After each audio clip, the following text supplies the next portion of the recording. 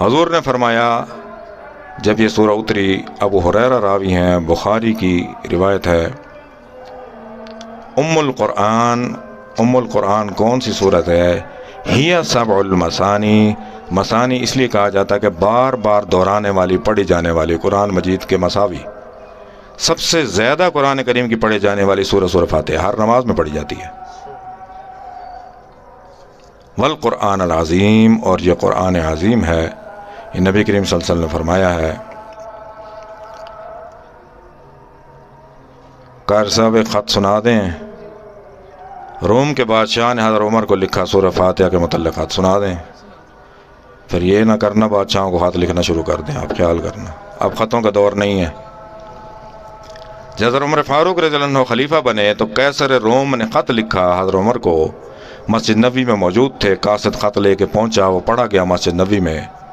اس میں لکھا ہوا تھا کہ ہم نے اپنی انجیل میں تلاش کیا ہے، سارا دیکھ لیا ہے، ہماری انجیل میں لکھا ہوا ہے کہ جس اللہ کی کتاب میں یہ صورت موجود ہوگی جس میں یہ 7 الفاظ نہ ہوں، جو امت وہ یہ پڑھے گی وہ جنتی ہے، انجیل میں لکھا گیا ہے۔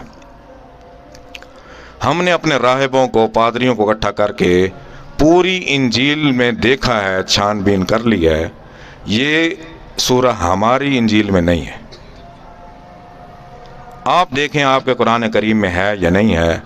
حروف تہجی کے یہ 7 حروف اس سورت میں نہیں ہوں گے۔ وہ کون سے حروف ہیں؟ فا، سا، جیم، خا، شین، زا، زوئے، توئے زوئے والا زوئے، یہ 7 حروف جو سورت میں نہ ہوں، وہ سورت جس کتاب میں موجود ہوگی وہ پڑھے گا وہ جنتی ہے۔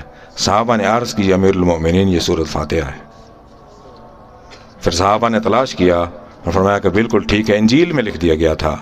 تو اسی لیے اللہ تعالیٰ نبی کریم صلی اللہ علیہ وسلم میں افتتاح قرآن کریم کو کھولنے والی نماز میں اسی لیے رکھا گیا ہے، اس کو پڑھنے کے لیے، اور اتنی آسان ہے کہ ہر بچہ بوڑھا سب پڑھ سکتے ہیں، یاد کر سکتے ہیں۔ دعا ہے کہ اللہ تعالیٰ قرآن پاک کو سمجھنے کی، اس پر عمل کرنے کی توفیق عطا فرمائے۔ وآخر دعوانا الحمدللہ رب العالمین۔